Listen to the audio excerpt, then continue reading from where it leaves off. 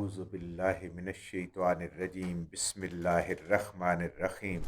اللہم صلی علی محمد و علی آل محمد۔ اللہ جل شانہ کا بے حساب کرم احسان اس ذات کا کہ جس نے ایک دفعہ پھر قرآن مجید سمجھنے کے لیے یہاں پہ ہمیں اکٹھا کر دیا۔ آج ہم انشاءاللہ اللہ کے نام سے، اللہ کے فضل سے، اللہ کی مہربانی سے سورہ نساء کی ابتدا کریں گے۔ چوتھا پارہ سورہ النساء۔ اعوذ باللہ من الشیطان الرجیم بسم اللہ الرحمن الرحیم۔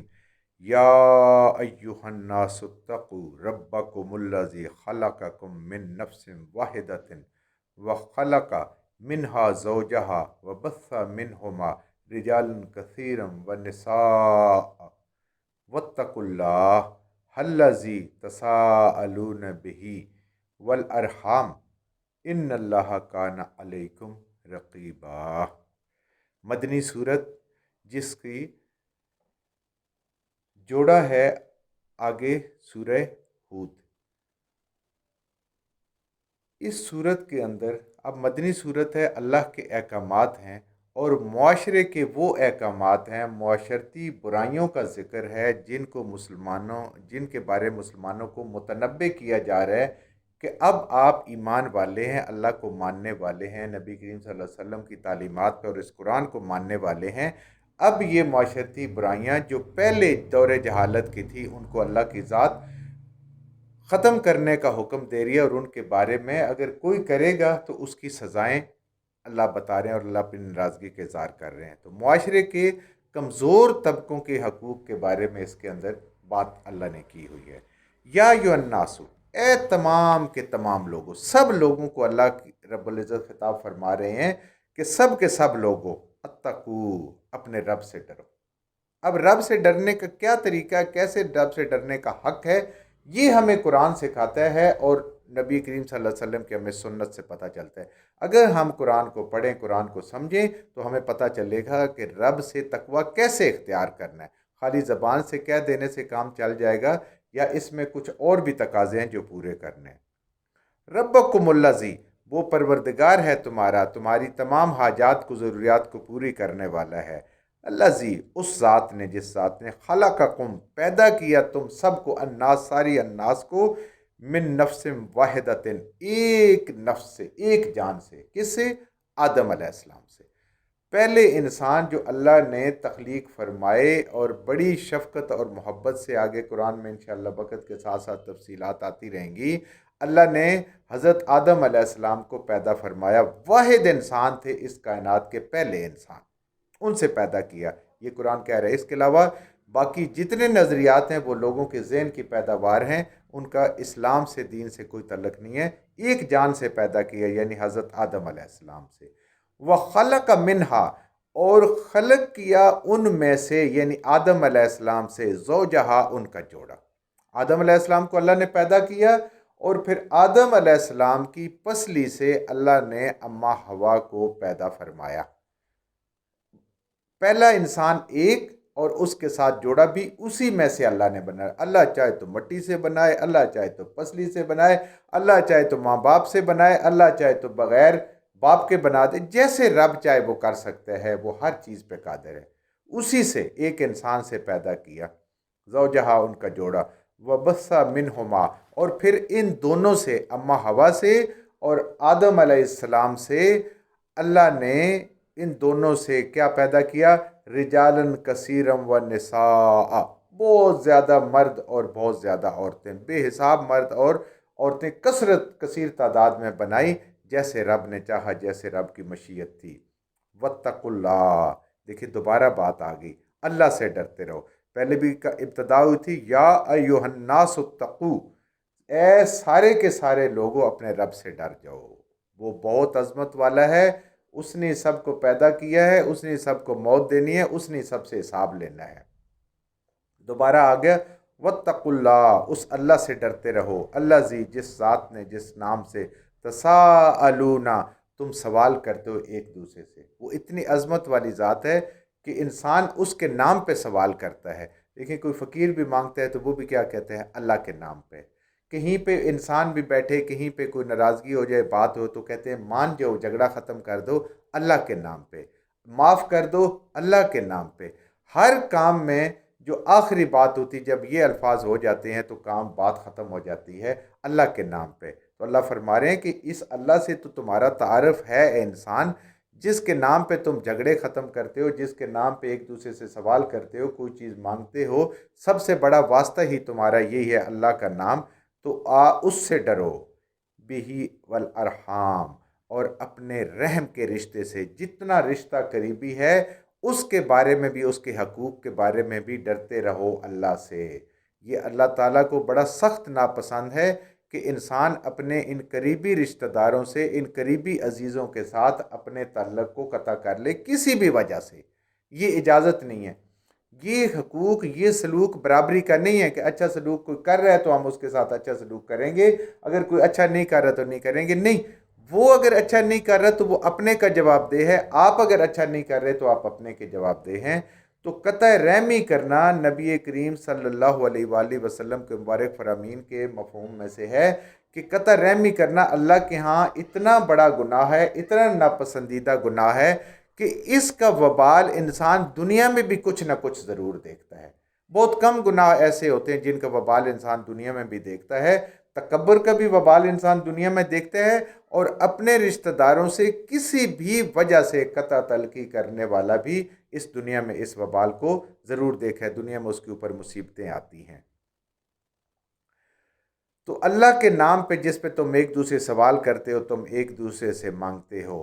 اس کے بارے میں اللہ سے ڈرو اور قطع رحمی نہ کرو، صرف اور صرف اپنے رشتہ داروں کے ہر حال میں حقوق ادا کرو۔ ان کے لیے صدقے کی ضرورت ہے، ان کی امداد کی ضرورت ہے، ان کے تحائف کی ضرورت ہے، سب سے زیادہ حقدار وہ ہیں۔ اگر کسی کا کوئی رشتہ دار مستحق ہو، جب انسان اس کی مدد کرتا ہے تو دوہرا اجر ملتا ہے، ایک اس رشتہ دار کا حق پورا کرنے پہ اور دوسرا وہ صدقہ کرنے پہ۔ اگر وہ نہیں ہے کہیں اور انسان کر رہا ہے تو اس کو ایک اجر ملے گا صرف صدقہ کرنے کا۔ یہ بہت بلندی کی بات ہے، کیونکہ رشتہ داروں کے ساتھ انسان کے مسائل مختلف ہوتے ہیں، وہ غریب ہونے کے باوجود بھی انسان ان کی طرف متوجہ نہیں ہوتا، کیونکہ بہت ساری چیزیں انسان کی کامن چل رہی ہوتی ہیں اور ناراضگیاں ہوتی ہیں اور مختلف چیزیں ہوتی ہیں۔ کبھی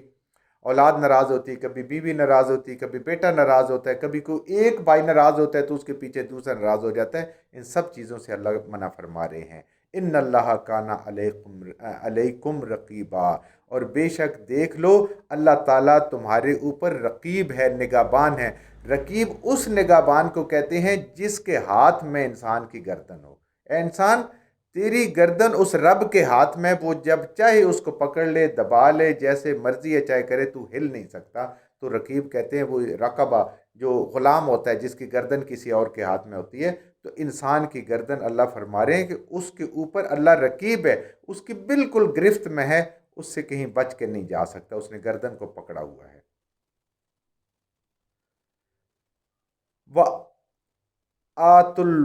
وَآتُ الْيَتِيمَ أَمْوَالَهُمْ، اور دو، وَآتُو، اور دو، الیتامہ، یتیموں کو، اموالہم، ان کے اموال کو۔ اب یہ معاشرے کے پسے ہوئے لوگ کہ کسی کا باپ مر جاتا ہے اور وہ یتیم ہو جاتے ہیں، بچے چھوٹے ہوتے ہیں یا صرف بچیاں ہوتی ہیں، ان کے جو حصہ کرنے والے، ان کے چچا تایا، جن کو کیونکہ باپ کے مرنے پہ حصہ ان کو بھی جاتا ہے اگر صرف بچیاں ہوں، تو ان کی، یا وہ چھوٹے ہوں تو ان کی کفالت کرنا اور ان کے مال کی حفاظت کرنا۔ اب اس کے بارے میں حکم آ رہا ہے کہ یتیموں کو ان کے مال دو، جو ان کا حق ہے، جتنا حق ہے وہ دو۔ وَلَا تَتَبَدَّلُ الْخَبِيثَ بِالطَّيِّبِ، اور کبھی بھی ایسا نہ کرو کہ گنتی تو پوری کر دو لیکن اچھا مال انہیں نہ دو، انہیں خراب مال دو اور خود اچھا اچھا مال رکھ لو۔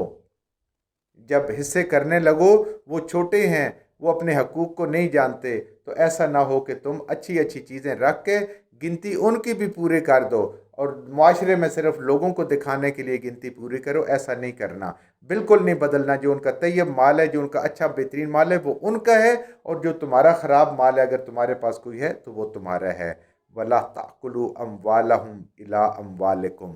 دیکھیں دوسرا حکم کہ اس کے مال کو اپنے مال کے ساتھ نہ ملاؤ۔ اب ایسا بھی ہو سکتا ہے کہ اس یتیم کو، ان یتیموں کو اپنے گھر میں ہی انسان نے رکھنا ہو، ادھر ہی پالنا ہو، اور اس مال کو ملا لے اور لوگوں کے سامنے اچھا بنا رہے کہ جی ان کا مال تو ان کا ہم نے الگ رکھا ہوا ہے، اپنے مالوں میں ملا کے اس کو تبدیل نہ کرو کہ کسی کو پتہ نہ چلے، کیونکہ اللہ نے پہلے بتایا ہے ان اللہ کان علیکم رقیبا، بے شک اللہ تمہارے اوپر نگہبان ہے، وہ تمہارا دیکھ رہا ہے۔ کوئی بھی اگر ایسی حرکت کرو گے، اللہ کہہ رہے ہیں منع فرما رہے ہیں اس سے نہیں کرنا۔ اگر کرو گے یعنی اب کسی کے یتیم کے اچھے مال کو لے گے، اس کی گنتی پوری کر دو، اس کا ٹوٹل پورا کر دو گے، یا اپنے مال میں ملا کے ایسا کھاؤ گے کہ اسے بھی پتہ نہیں چلے گا اور اس کو برا مال دے دو گے جب اس کو دینا ہوا، انہو کان حوبن کبیرہ، تو بے شک یہ کام جو تم کرتے ہو ہوبن، یہ وبال ہے، گناہ ہے کبیرہ، یہ گناہ کبیرہ ہے جو توبہ سے بھی معاف تب ہوگا کہ جب تک کسی کا حق کھایا ہوا ہے، کسی کا مال تبدیل کیا ہوا ہے، اس کو جب تک واپس نہیں کریں گے، وہی مال جو اس کا اپنا حق ہے، ہوبن کبیرہ، یہ بہت بڑا گناہ ہے، سخت گناہ ہے، گناہ کبیرہ ہے۔ وَإِنْ خِفْتُمْ أَلَّا تُقْسِطُوا، اور اگر تمہیں ڈر ہو، وَإِنْ خِفْتُمْ، خوف ہو تمہیں، اللہ تقسطوا، کہ تم نہیں انصاف کرو گے، فی الیتامى، یتیم بچیوں کے بارے میں۔ یہ لڑکوں کے بارے میں بات تھی، اب یتیم بچیاں بھی کبھی ایسے رہ جاتی ہیں، ایک یا دو یا جو بھی ہوتی ہیں، ان کے بارے میں اگر انصاف نہیں کر سکو گے تو عرب معاشرے میں یہ رائج تھا کہ وہ یتیم بچیوں کو ان کے مال کے عوض ان کے ساتھ شادی کر لیتے تھے اور ان کو مہر ادا نہیں کرتے تھے جیسے گھر کی بچی ہے، یا ان کے ساتھ کوئی ایسی رغبت اور محبت ان کو نہیں ہوتی تھی کہ ان کے ساتھ اچھا سلوک کریں، گھر بسائیں، ان کے ساتھ اچھا برتاؤ کریں، صرف ان کے مال کی خاطر ان کے ساتھ شادی کر دیتے۔ اللہ فرما رہے ہیں کہ اگر تمہیں خوف ہو کہ تم انصاف نہیں کر سکو گے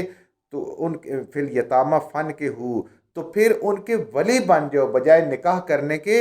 ایک اچھا کام، اعلیٰ درجے کا کام کرو کہ تم ان کے ولی بنو اور ان کا باہر کسی اور کے ساتھ نکاح کر دو جہاں وہ اچھی زندگی گزار سکیں، ان کو مہر بھی اچھا ملے اور ان کی دیکھ بھال بھی اچھی کی جائے۔ تمہارے اگر دلوں میں مقصد صرف اور صرف ان کے مال سے ہے تو ایسا کام نہ کرو، پھر نیکی کا کام کرو، ان کے ولی بن کے، ان کے نگہبان بن کے ان کے نکاح کسی اچھی جگہ کر دو، اور پھر جب اس نکاح میں ہوں، جس گھر میں وہ جائیں، ان کو پتہ ہو کہ اس کا ولی پیچھے موجود ہے، وہاں ان کے ساتھ اچھا سلوک کیا جائے گا۔ یہ ہے اچھا پسندیدہ کام کہ مال کے، ان کے مال کی بھی حفاظت کریں، ان کی عزت اور عفت کی بھی حفاظت کریں، اور ان کو اپنے ہاتھ سے رخصت کریں جہاں وہ اچھی زندگی گزارے، اور ان کو بھی پتہ ہو جہاں پہ ان کی شادی ہو کہ اس کا ولی موجود ہے، اگر باپ نہیں ہے تو کیا ہوا، یہ یتیم بچی ہے لیکن اس کے سر پہ ہاتھ رکھنے والے، ان بچیوں کے سر پہ ہاتھ رکھنے والے بن جاؤ۔ وَمَا طَابَ لَكُم مِّنَ النِّسَاءِ مَثْنَىٰ، اور اس کے علاوہ اللہ تمہیں اجازت دے رہے ہیں، ان کے ساتھ اگر اچھا سلوک نہیں کرتے ہو، دل میں صرف مال کی رغبت ہے یا ان کی طرف ویسے متوجہ ہیں کہ گھر کا مال گھر رہے، تو اپنی اس بچی کے ساتھ کی بجائے اگر تمہیں خوش لگے، منتابہ، اگر تم خوش ہو، لکم من النساء، کہ اور عورتیں جو تمہیں پسند ہو تو ان سے شادی کر سکتے ہو، مسنا، دو دو، وثلاثہ، اور تین تین، ورباع، اور چار۔ یہ کرنے کی بات ہے، یہ معاشرے میں اگر تم سمجھتے ہو کر سکتے ہو، انصاف کا تقاضا پورا کر سکتے ہو، آگے اس کی مزید بھی تفصیل آئے گی کہ انصاف کا تقاضا اگر پورا کر سکتے، جو ظاہر ہوتا ہے دل کا معاملات جو ہیں وہ اللہ کے پاس ہیں، وہ اللہ ہی جانتے ہیں، وہی اس کا حساب کتاب کرے گا، وہی اس کی معافیاں دے گی۔ ظاہراً اگر برابری کا حساب کر سکتے ہو تو ان کے علاوہ ان کو اذیت نہ دو، ورنہ تمہارے لیے خوبن کبیرہ بن جائے گا، سخت گناہ ہوگا، گناہ کبیرہ۔ ان کی شادیاں کہیں اور دو، تم ویسے جہاں تمہارا دل کرتا ہے وہاں تم کر لو۔ وَإِنْ خِفْتُمْ أَلَّا تَعْدِلُوا، ان میں بھی اگر جب 2 کرو گے، 3 کرو گے، 4 کرو گے، اگر تمہارے ذہن میں یہ ڈر ہو کہ تم انصاف نہیں دے سکو گے، وقت کے حساب سے، ضروریات کے حساب سے، جو چیزیں دنیا کے حساب سے گن کے دینی ہو اس کے حساب سے، فواحدتاً، تو پس ایک پہ گزارا کرو، تو ایک ہی شادی کرو تاکہ اللہ کے ہاں پکڑ نہ ہو۔ او ما ملکت ایمانہم، اور جو تمہارے دہنے ہاتھ جن کے مالک ہیں، جو تمہاری لونڈیاں ہیں، ان کے بارے میں جو اللہ کا حکم ہے اس کو پورا کرو۔ ذالک ادنیٰ ان تعولوا، یہ اس کے زیادہ قریب ہے، بہت نزدیک ہے کہ تم اللہ، ادنیٰ یہ بہت انصاف کی بات ہے، اللہ تعولوا، کہ تم بے انصافی کرو۔ ان عورتوں کے درمیان بھی ایک سے زیادہ شادی کر کے بے انصافی کرو، یا ان یتیم بچیوں کے لیے تو بے انصافی کرو کہ ان کو حق مہر نہ دو یا ان کو کم دو، یا ان کے صرف مال پہ نظر ہو اور ان کا تم خیال صحیح طریقے سے نہ رکھ سکو، اگر اس یہ خوف ہو تو بالکل ایسا کام نہ کرو، نہ ایک سے زیادہ شادی کرو، نہ یتیم بچیوں کو تنگ کرو، اور انصاف کے ساتھ رہو۔ اگر تم بے انصافی سے اس طرح ہی بچ سکتے ہو کہ ان کی شادیاں باہر کر دو اور ایک ہی شادی پہ گزارا کرو تو انصاف ہو سکتا ہے، ورنہ اگر دو کرو گے تو پورا پورا انصاف کرنا پڑے گا۔ جو کچھ ہم نے صحیح پڑھا اللہ ہمارے ذہنوں میں دلوں میں بٹھا دے، جہاں جہاں پڑھتے ہوئے بولتے ہم سے غلطیاں ہوں گی اللہ میں معاف فرما دے، اور ان غلط باتوں کو ہمارے ذہنوں سے دلوں سے اللہ کی ذات نکال دے۔